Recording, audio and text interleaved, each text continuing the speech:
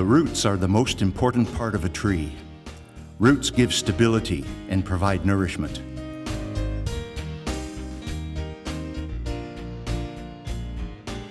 The deepest root of Anderson University is the Gospel Trumpet, a weekly journal of vital Christianity. It was more than a paper. It was a community, a family.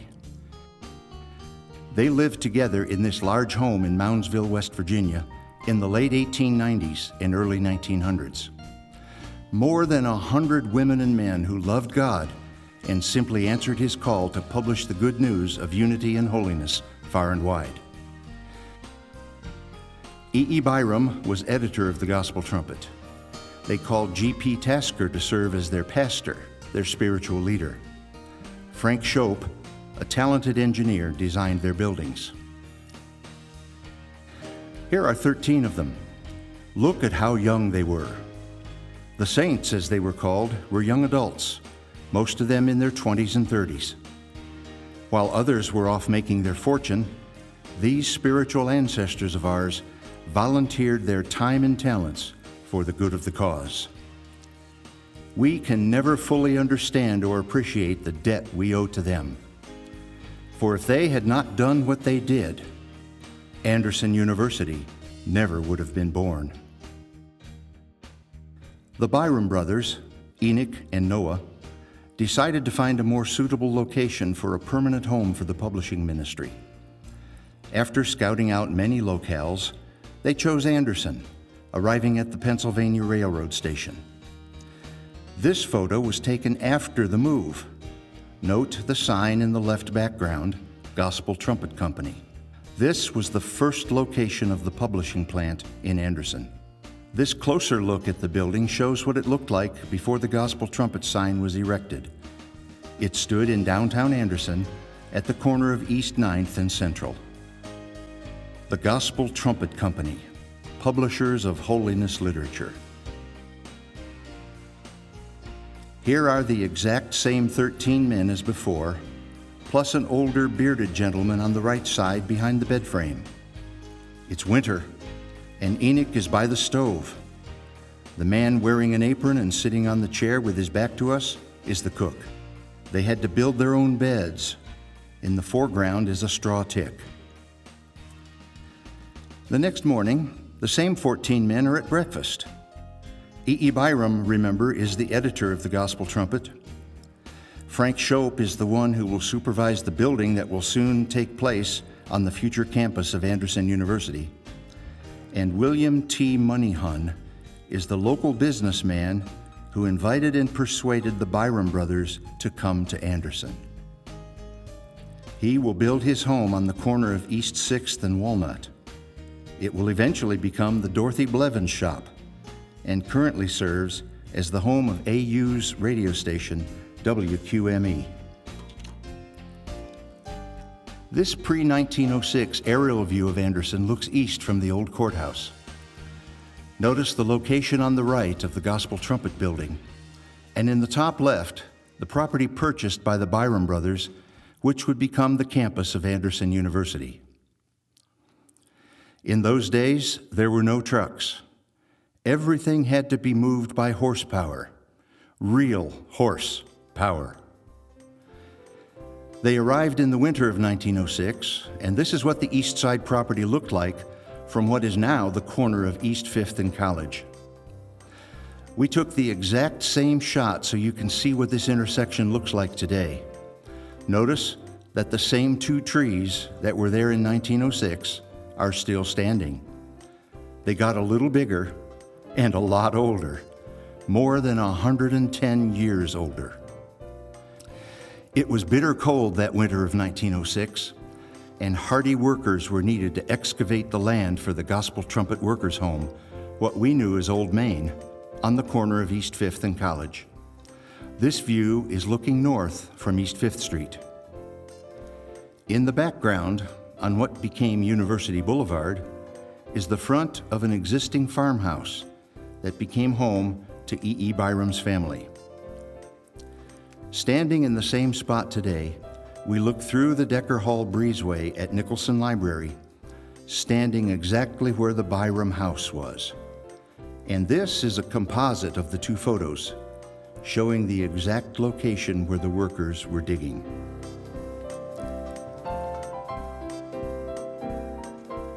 Now we turn slowly to the west.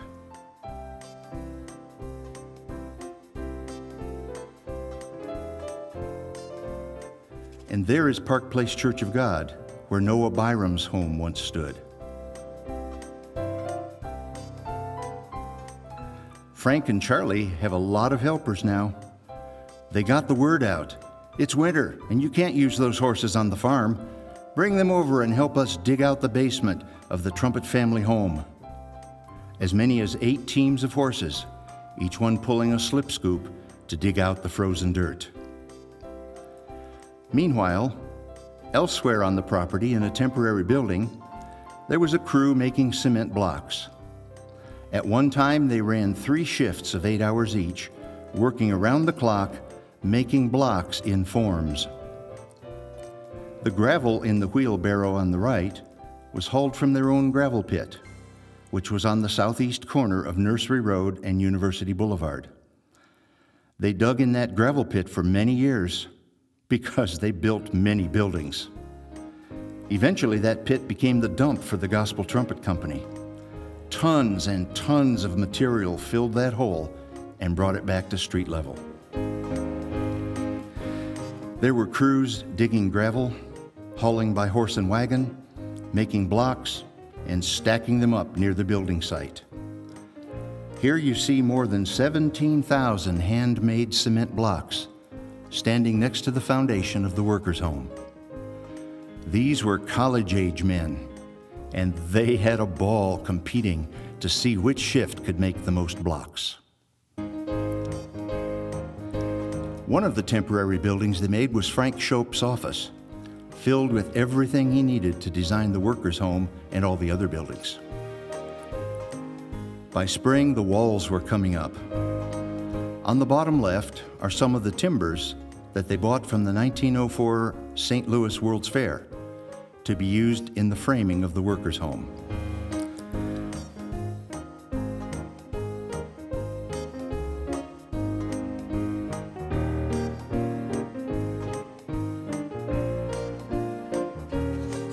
The leaders often said to the workers, "We really appreciate you and the hard work you're doing.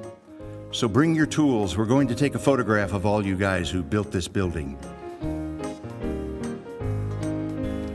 This is the southeast corner, which would serve as their kitchen.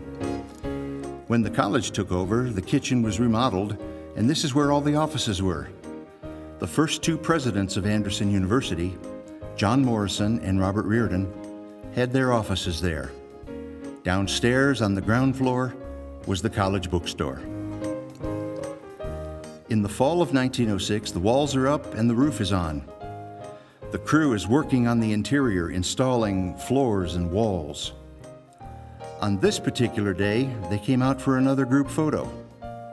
These were some of the hardest workers ever, but they weren't necessarily the smartest. Look at the roof line and see where they stood. Many years later, the college made full-color postcards of Old Main, and our ancestors bought and mailed tens of thousands of these all over the world. By autumn of 1906, other members of the Trumpet family had been boarding trains and moving from Moundsville to Anderson. William Bixler took this picture of the last trainload of workers traveling to their new home in Anderson. Sometime in the spring of 1907, the company gathered for the first formal photograph of the Trumpet family.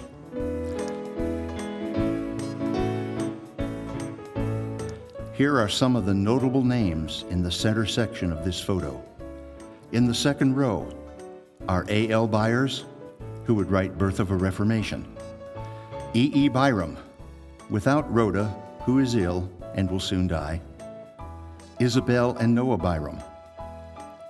In the third row, G.P. Tasker, William Abel, who handled the German Gospel Trumpet, and William Bixler.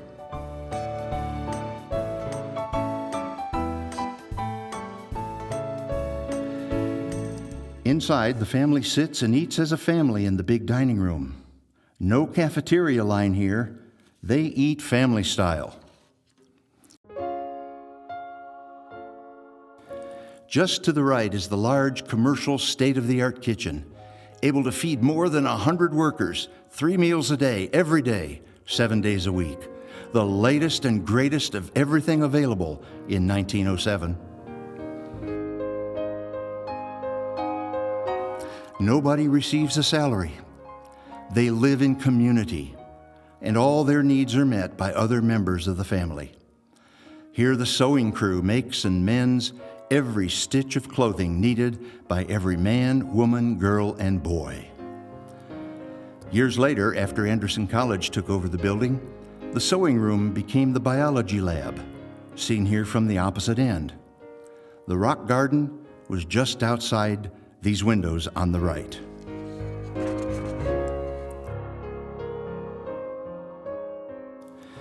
And yes, they had chapel. Worship was an important part of their life together. The chapel was on the first floor in the northwest corner. Most of the family members had grown up in primitive conditions, no running water, outhouses. But in the workers' home, they had indoor plumbing. They provided the best they could for those who were giving everything they had. Now we turn and look east, down what was to become 5th Street, where they immediately started building a home for their older members, approximately where the parking lot is for AU's Department of Adult Studies in Hardiker Hall. The Old People's Home was completed in 1907, and the very next day, the insurance company was to come and issue insurance on the building. But it caught fire, and they never knew why or how. Tragically, the fire completely gutted the whole building. Engineers checked it over and declared that because of the heavy, strong cement blocks, the walls were safe. So they went right back to work and rebuilt the Old People's Home, and this is what it looked like when they finished. Note the charred blocks, still discolored from the fire.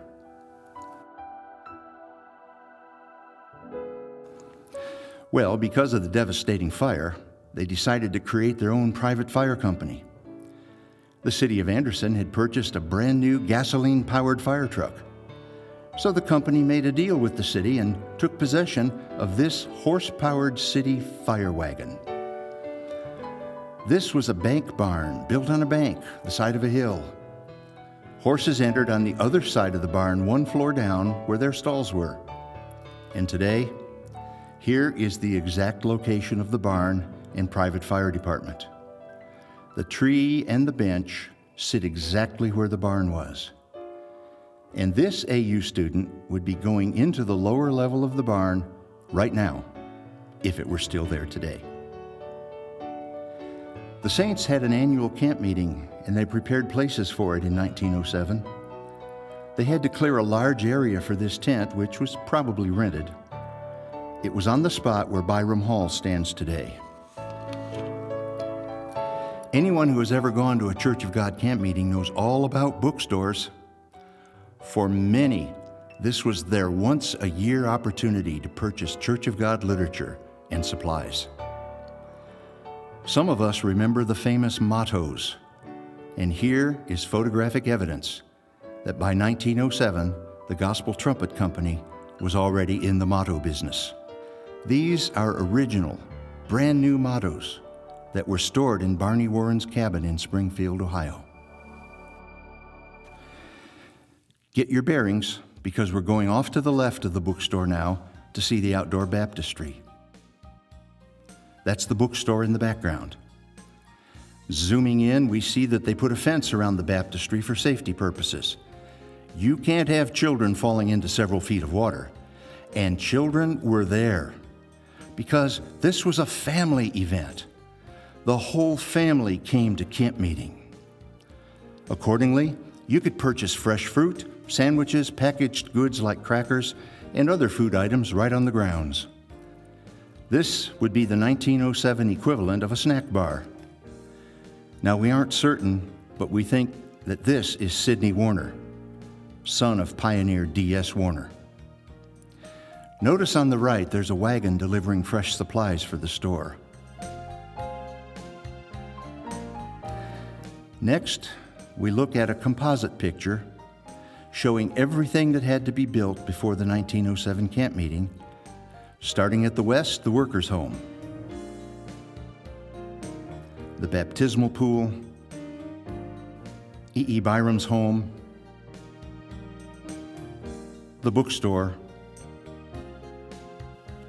the tent of meeting, the campground, and the lavatory. By 1908, in the same spot where the tent was, they had put up the new tabernacle. When we go inside, you can see the straw on the floor. And notice, this was a racially mixed group. And look at all those windows. Why so many windows? Well, they had tried to sell the Moundsville building. It had been on the market for months and months, but no takers. So they tore it down, mining it for everything that could be of use in Anderson. Windows, plumbing, radiators, everything they could remove and use again. Well, we've moved on in time. Cars are coming into use. And here we see the circular drive in front of the workers' home. They had a bus to transport teams into the city for prayer meetings and for street evangelism. This photo might be related to their need to take workers into town. We think that they might have been considering the purchase of this vehicle. We have no evidence of that, but this Packard shows up only in this one photograph. Now we zoom in behind the people and notice the big round cistern. All the workers' home downspouts ran here, storing rainwater for the laundry which was in the basement. Eventually, the cistern became the rock garden behind Old Main, and the same downspouts are still visible. This young woman's knees are pointing northeast toward the bank barn. The rock garden was right here under the ferns, and this northeast view is exactly what she would see if she were sitting in the same spot today. Now we come to the biggest building of all. So far, they had been working hard on buildings to accommodate the workers and the camp meeting crowds. Now it was time to put up the Gospel Trumpet building itself. So let's fly across the campus for perspective and stop at the future intersection of East 5th and Chestnut, where they would locate the publishing plant. Looking back toward Old Main, this is the groundbreaking ceremony. Notice Frank Shope, Enoch and Noah Byram, and G.P. Tasker. And they were still digging with slip scoops. All that dirt had to be moved by hand. This long shot was taken from the third-floor fire escape on the back of Old Main. They're pushing wheelbarrows all the way across the top of the building and dumping the wet concrete into forms. Terribly heavy work. Each wheelbarrow weighed maybe 300 pounds. They made the concrete on site, lifted it up with this derrick, then across wooden planks to pour it into the forms. Well, before it's time to move into the new plant, let's take a look at their first headquarters in downtown Anderson. The next photo was taken from one of those two upper windows. All the workers walked back and forth from town to the workers' home. Walk to work after breakfast, walk home for lunch, and then back to work for the afternoon, finally back home in the evening. As many as 4 to 5 miles of walking every day. Looking now from one of those windows, we see Noah's home and the old Park Place Elementary School. Now we take a look inside the first publishing plant downtown. Here's Noah in the business office.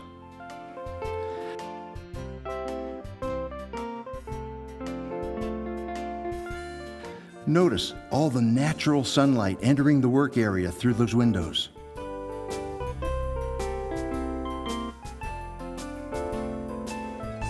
Early linotype machines that they had brought from Moundsville.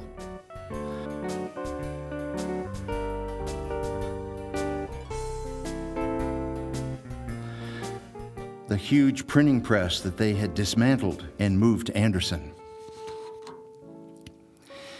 After 3 years of construction, the new publishing plant was complete and people were lined up to take a tour. Note, 5th Street is not there yet. The only thing there is a sidewalk. Now we jump ahead to see what it finally looked like with East 5th Street in.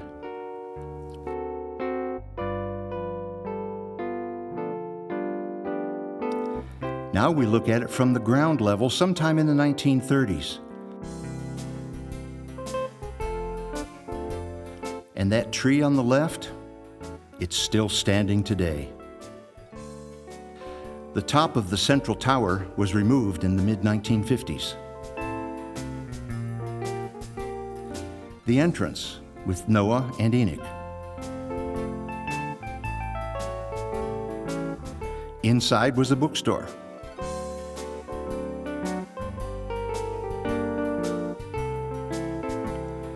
At camp meeting, 1915, there's Noah with his little daughter, who was born right after they moved to Anderson.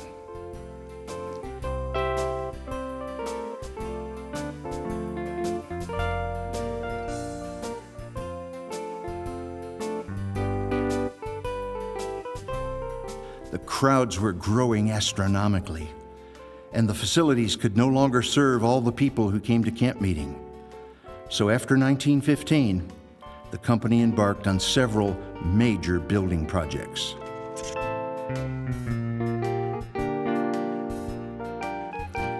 And this is the same view today on the exact ground where the 1915 crowd was standing.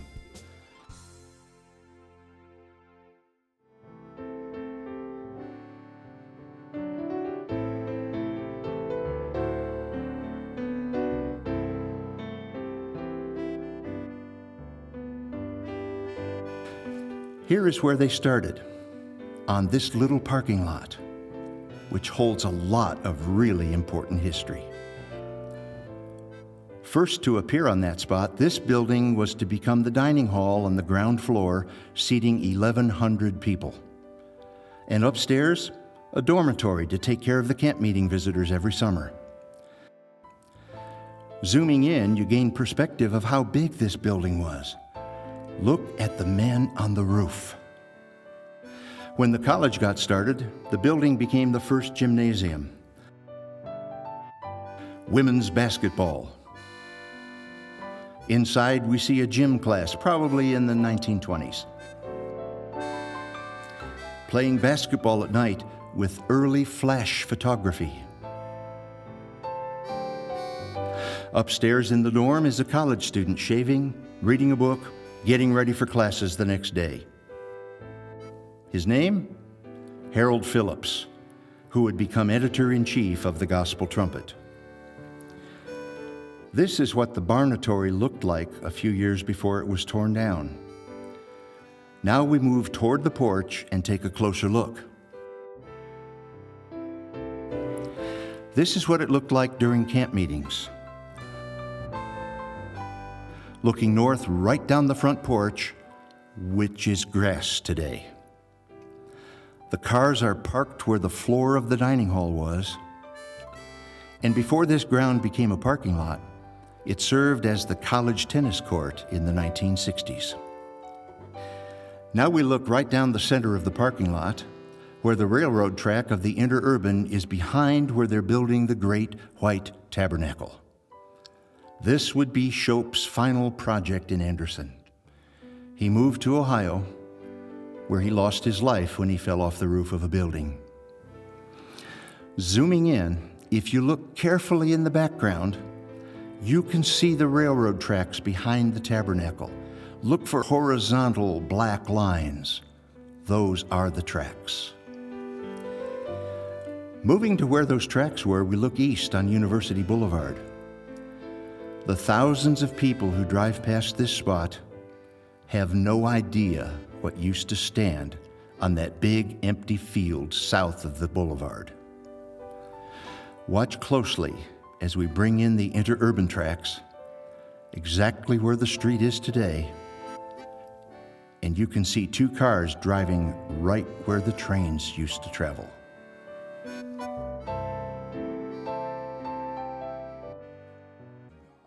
Now we zoom in and take a look in these windows to see the massive crowd, the thousands of people who gathered in the tabernacle to worship for almost 50 years. Herb Thompson's Golden Jubilee Quartet. For much of the 1930s and 40s, Herb Thompson was the musical voice of the Church of God.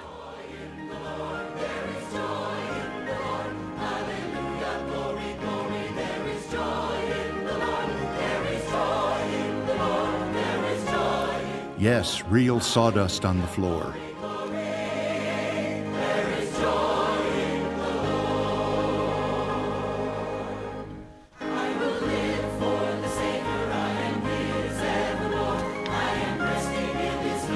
At 29 years of age, Harold Phillips climbed a ladder and took 6 photographs of the massive crowd.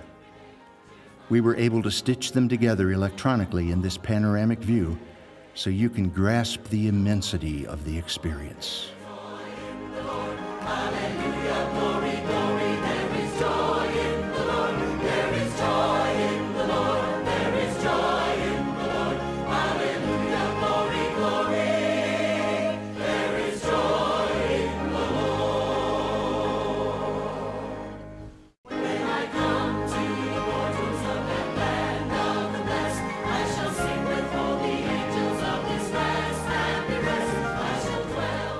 The tabernacle stood until the early 1960s.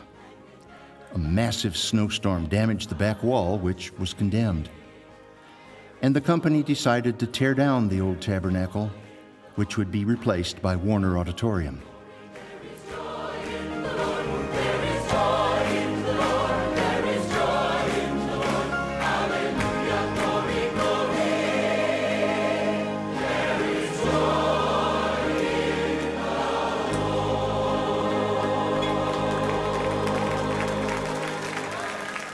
In 1918, they came from north, south, east, and west to camp meeting in Anderson in the new tabernacle.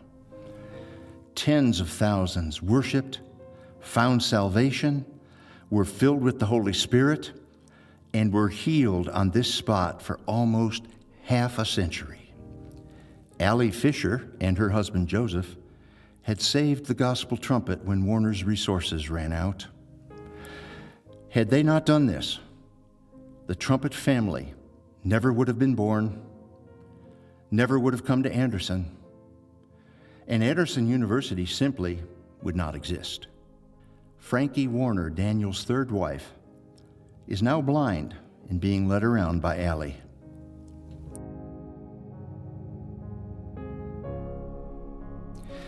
These nameless forebears of ours were simple folk who loved God and loved the church. They were not rich or well known.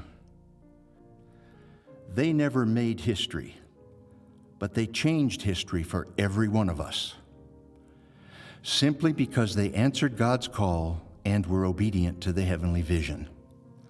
We are forever in their debt. A.L. Byers, Adam Miller, J.T. Wilson, F.G. and Bertie Smith, and their son Gerald Frederick, who became a world-famous classical pianist and gave us this photograph. A.B. Palmer and A.J. Kilpatrick. He and Warner had ordained each other back in the day. Behind all the people, the cafeteria and dormitory on that parking lot that we saw a few minutes ago. These were our spiritual parents. They paid the price. They laid the groundwork. Because of what they did, we have been blessed. More than 25,000 people have graduated from Anderson University.